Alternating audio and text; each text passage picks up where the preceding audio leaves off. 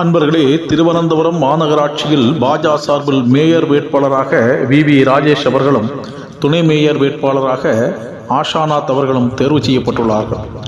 கேரளாவில் உள்ளாட்சித் தேர்தல்கள் கடந்த வாரம் நடைபெற்றது. இந்த உள்ளாட்சித் தேர்தலில் பல இடங்களிலும் பாஜக வெற்றி பெற்றது. திருவனந்தபுரம் மாநகராட்சியில் 50 இடங்களை பாஜக கைப்பற்றியது. இதையடுத்து திருவனந்தபுரம் மாநகராட்சி பாஜகவுக்கு கிடைப்பது உறுதியாகியுள்ளது. இந்த நிலையில் எல்லா கட்சியினரும் தங்கள் மேயர் மற்றும் துணை மேயருக்கான வேட்பாளர்களை அறிவித்து வருகிறார்கள்.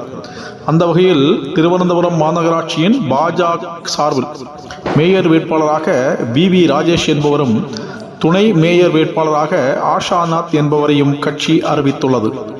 தொடர்ந்து நாளை வாக்கெடுப்பு நடைபெற உள்ளது. இதையடுத்து மேயர் துணை மேயர் சட்டபூர்வமாக தேர்ந்தெடுக்கப்படுவார்கள். ഇന്ന്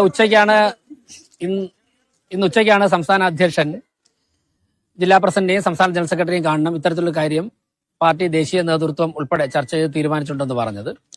അതിനുശേഷം ജില്ലാ അധ്യക്ഷനും സംസ്ഥാന അധ്യക്ഷൻ നിയോഗിച്ച സംസ്ഥാന ജനറൽ സെക്രട്ടറി സുരേഷ് ജിയും ഇക്കാര്യം സംസാരിക്കുകയായിരുന്നു. പാർട്ടിയുടെ മേയർ സ്ഥാനാർത്ഥിയായി തിരുവനന്തപുരം കോർപ്പറേഷനിലേക്ക് മത്സരിക്കണമെന്ന് പറയുകയായിരുന്നു.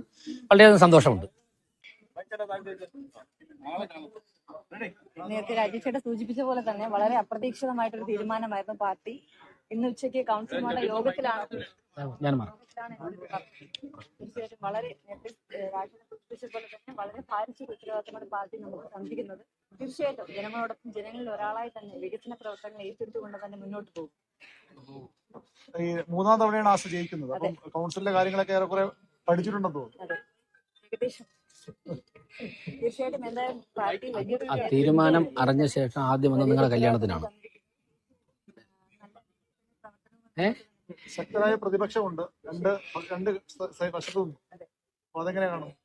നേരത്തെ സൂചിപ്പിച്ച പോലെ തന്നെ പ്രതിപക്ഷം ഇല്ലാതെ നമുക്ക് നല്ല രീതിയിൽ ഭരണം നടത്താൻ സാധിക്കില്ല. അതുകൊണ്ട് തന്നെ നേരത്തെ നമ്മൾ പറഞ്ഞ പോലെ തന്നെ നമ്മുടെ എല്ലാവരും വളരെ ആക്റ്റീവായിട്ടുള്ള കാൻഡിഡേറ്റ്സ് ആണ് ഉണ്ടായിരുന്നത്. നമ്മുടെ വെബ്സൈറ്റിൽ കൗൺസിലേഴ്സ് ആണ്. നമ്മളെല്ലാവരും ഒറ്റക്കെട്ടായിട്ട് ഒരേ മനസ്സോടുകൂടി തന്നെ നമ്മൾ വികസന അനന്തപുരിക്കായിട്ട് നമ്മളെല്ലാവരും ഒറ്റക്കെട്ടായിട്ട് നമ്മൾ പരിശ്രമിക്കും.